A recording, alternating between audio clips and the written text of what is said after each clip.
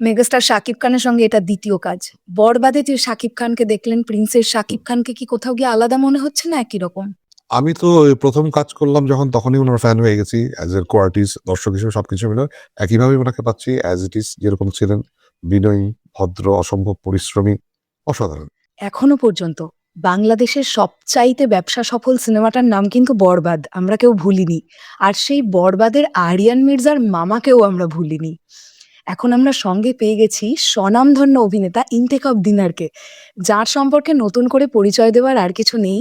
এই নিয়ে দ্বিতীয়বার শরৎ মিউজিক বেঞ্চেস টিমের সৌভাগ্য যে দাদাকে আমরা কাছাকাছি পেয়েছি এবং দাদার সঙ্গে কথা বলবার সৌভাগ্য হয়েছে আমাদের।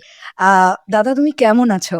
ভালো আছি এবং অনেক ভালো লাগছে, আবারও দেখা হয়ে গেল আমাদের, আবার একসাথে আড্ডা হচ্ছে একটা। একদমই। আ তোমাকে তো আমরা আরিয়ান মির্জার মামা হিসেবে বরবাদে পেলাম এবং সেই আইকনিক সিন যেটা দেখার জন্য আমরা কেউ রেডিই ছিলাম না অ্যাকচুয়ালি। প্রিন্সে আমরা ইন্তেখাব দিনারকে কিভাবে পেতে চলেছি? একটু ডিফারেন্ট ভাবেই পাওয়া যাবে আশা করছি। আহ আসলে সবকিছু তো বলা যাবে না আসলে, দর্শকদেরকে দেখতে হবে। এতটুকু বলতে পারি, এই চরিত্রটি ডিফারেন্ট শেড আছে। যেভাবে দেখবে দর্শক, পরবর্তীতে আবার নতুন করে আবিষ্কার করবে। পর্দা উপস্থিতি কম থাকলেও স্টোরি লাইনের জায়গাটায় এটার ইমপ্যাক্ট অনেক বেশি। মানে ক্যারেক্টারটার ইমপ্যাক্টফুল ডেপথ ক্যারেক্টার। খুব বেশ। আচ্ছা, প্রিন্সের মধ্যে স্পেশাল এলিমেন্ট তুমি এমন কি দেখছো যেটা বাকি সিনেমা থেকে প্রিন্সকে কোথাও গিয়ে আলাদা করবে বলে মনে হচ্ছে? এটা বিশাল পরিসরে করা হচ্ছে। এখানে অসম্ভব ভালো ভালো গুণী অভিনেতা অভিনেত্রীরা কাজ করছেন। অসম্ভব সুন্দর গান থাকবে, অসম্ভব সুন্দর লোকেশন থাকবে। সবকিছু মিলে এটাকে একটু আলাদা করেই বলবো আসলে। বেশ। আমরা গতকাল বনলতা এক্সপ্রেসের টিজার দেখেছি এবং সেখানে তোমাকে সেই ট্রেনে তোমাকেও দেখতে পাওয়া গেছে। আ আমরা যদি আগের ঈদের কথা বলি, সেক্ষেত্রে আমরা উৎসব সিনেমাটা খুব ভালো ওয়ার্ক করলো দেখলাম এবং তারপরে বনলতা এক্সপ্রেস আসছে। তুমি প্রিন্স নিয়ে তো ডেফিনিটলি আশাবাদী এবং বনলতা এক্সপ্রেসও আসছে। এই সিনেমাটা কেমন ওয়ার্ক করবে বলে মনে হচ্ছে?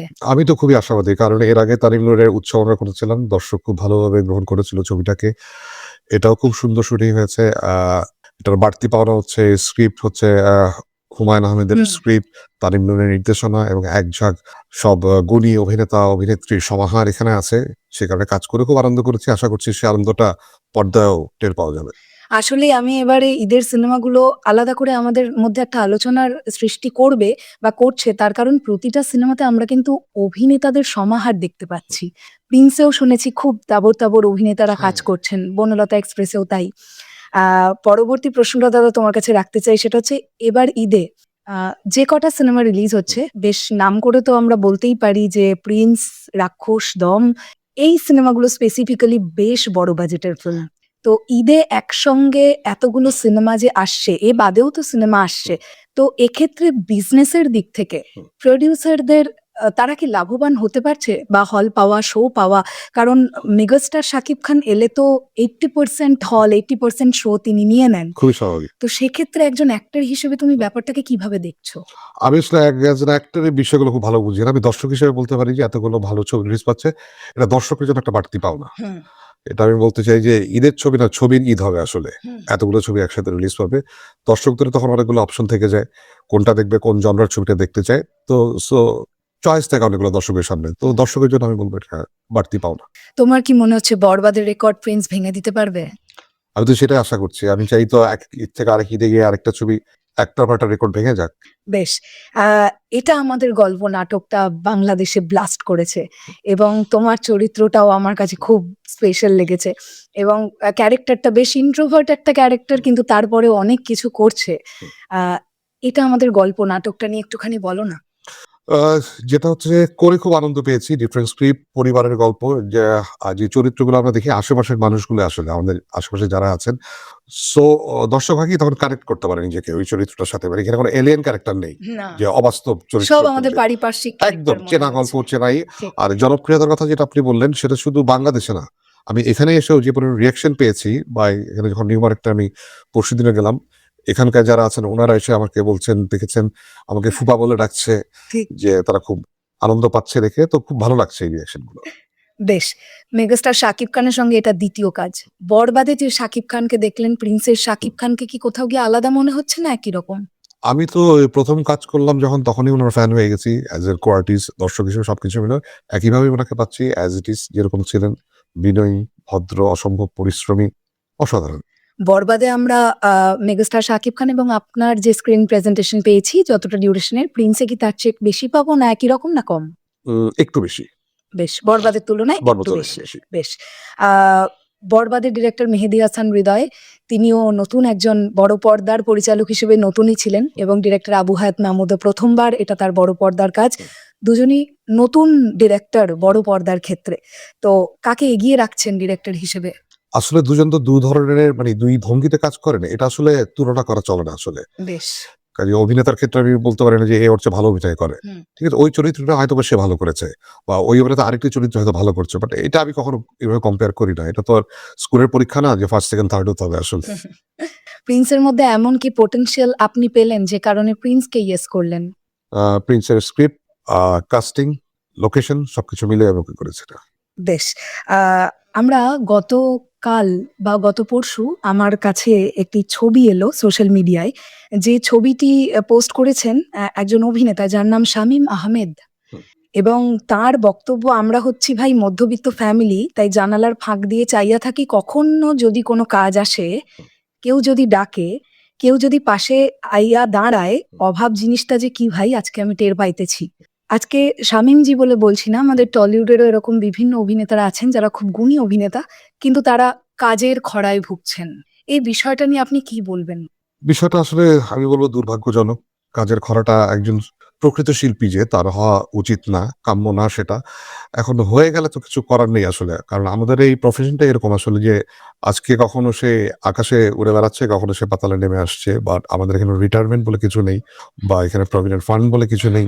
সো এইভাবেই চলছে। এটাই ইন্টারেস্টিং আসলে। পাইরেসি এখন খুব সাংঘাতিক একটা জিনিস হয়ে গেছে সিনেমার ক্ষেত্রে। বরবাদের ক্ষেত্রে আমরা ২৬ দিনের মাথায় ছবি পাইরেটেড হতে দেখেছি। তাণ্ডবের ক্ষেত্রে তো ৫-৬ দিনের মাথায় হয়ে যেতে দেখেছি এবং আপনিও নিশ্চয়ই নোটিস করেছেন মেগাস্টার শাকিব খানের ছবিগুলোর ক্ষেত্রেই পাইরেসিটা বেশি যেন মানে আ অ্যাটাক হচ্ছে। হচ্ছে। ছবি অ্যাটাক হচ্ছে। তো আমরা চাই না কেউ প্রিন্সের সঙ্গে এরকম কিছু হোক। তবুও মানুষের কথা তো বলা যায় না সত্যিই কার মনে কি আছে। বাই চান্স যদি এমন কিছু আমরা ঘটতে দেখি প্রিন্সের ক্ষেত্রে, আপনার কি মনে হয় প্রিন্সের মধ্যে সেই ব্যাপারটা, সেই ম্যাজিক আছে যেটা পাইরেট হয়ে যাওয়ার পরেও দর্শক হলে গিয়েই দেখবে? পাইরেসি তো ডেফিনিটলি একটি জঘন্যতম অপরাধ আমি বলব। ঠিক আছে? একজন প্রযোজক যখন লগ্নি করেন টাকাটাই কোটি, কোটি টাকা, সেটা তখন হুমকির মুখে পড়ে যায়। ঠিক। ঠিক আছে? তো প্রিন্সের ক্ষেত্রে আমি বলব আমি আশা করব ওটা পাইরেসি না হোক। পাইরেসি হলেও প্রিন্সের ভেতরে সেই জোরটা আছে আমি বলতে চাই। সেই জোর দিয়ে এটা উতরিয়ে যাবে। আপনার আপকামিং প্রজেক্ট সম্পর্কে আমরা কিছু জানতে পারি? আপকামিং প্রজেক্ট আরেকটি ছবির কাজ শেষ হয়েছে। এটা এই ঈদে আসার কথা ছিল। এটা সম্ভবত ঈদে আসছে না। হয়তো কোরবানির ঈদে আসবে। হাঙর নামে একটি ছবি। হাঙর, হ্যাঁ। সেখানে কাজ করেছি। এটাও একটা ইন্টারেস্টিং প্রজেক্ট। একটা নেগেটিভ শেডস এর ক্যারেক্টার করেছি আমি। ওটাও খুব এনজয় করেছি। একদম সমুদ্রের পাড়ে পুরো শুটিংটা হয়েছে আমাদের। আচ্ছা, কোন ধরনের ক্যারেক্টার আপনার করতে ভালো লাগে? পজিটিভ শেডের ক্যারেক্টার না নেগেটিভ শেডের ক্যারেক্টার? আপনি স্বাচ্ছন্দ্য বোধ করেন? আমি স্বাচ্ছন্দ্য বোধ করি যে ক্যারেক্টার আমাকে চ্যালেঞ্জ করে আসলে। যে ক্যারেক্টার আমি আগে করিনি আসলে সেই ধরনের ক্যারেক্টার। প্রিন্সের এই ক্যারেক্টারটা কি আপনাকে চ্যালেঞ্জ করেছে? নিঃসন্দেহে। চ্যালেঞ্জটা কতখানি উতরাতে পেরেছি সেটা আমি জানি না। সেটা দর্শক স্ক্রিনে দেখলে বলতে পারবে। বেশ। ডিরেক্টর আবু হায়াত মাহমুদ বা শিরিন সুলতানা প্রযোজক, তাঁরও এটা ১ম ছবি। একজন নারী প্রযোজক, এগেইন আফটার বরবাদ একজন নারী প্রযোজককে আমরা পেলাম। তো উনার প্রযোজনায় কাজ করে কেমন লাগলো? অ্যাজ অ্যান আর্টিস্ট আমি তো খুবই comfortable and I am so happy to work with them. Shirin আপার সাথেও আর আবু হায়াতের কথা বলব যে ওর সাথে আমার ১ম কাজ এটা। বাট এত ঠান্ডা মাথার পরিচালক আমি এর আগে আমি দেখিনি। কারণ প্রিন্সে আমাদের নানান ধরনের সমস্যা হয়েছে শুটিং করতে গিয়ে, শুটিং এর আগে, পরে সবকিছু মিলে। কিন্তু কখনোই ওকে আমি দেখিনি যে বিচলিত হতে। দেখা গেল আমরা টেনশন করছি কোনো একটা ক্রাইসিস নিয়ে। ও দেখলাম স্থির বসে আছে, ওর মতো কাজটা করে যাচ্ছে। এটি একটি অসাধারণ গুণ আমি বলব। বেশ, দর্শকদের উদ্দেশ্যে কি বলবেন? দর্শকদের উদ্দেশ্যে বলব, দর্শক সামনে আসছে প্রিন্স। আমরা প্রিন্স নিয়ে আসছি। আপনারা আমাদের সাথে থাকুন, প্রিন্সের সাথে থাকুন, বাংলা সিনেমার সাথে থাকুন। আর আমার জন্য দোয়া করবেন যেন আপনাদেরকে সামনে আরো ভালো, ভালো কাজ উপহার দিতে পারি। শরৎ মিউজিক ভেঞ্চার্সকে অনেক, অনেক ধন্যবাদ আমাকে আবার এখানে উপস্থিত করার জন্য। একটি কথা আমি বলতে পারি, আমি কিন্তু রেগুলার এই চ্যানেলটা ফলো করি। শুধু আমি না, আমার বাসায় আমার স্ত্রীও এটা ফলো করেন। সো শরৎ মিউজিক ভেঞ্চারের জন্য রইল অনেক, অনেক শুভকামনা। ম্যামকে জানাই শরৎ মিউজিক ভেঞ্চার্স টিমের তরফ থেকে অনেক, অনেক প্রণাম এবং দাদাকে তো সবসময়ের জন্য প্রণাম, সালাম।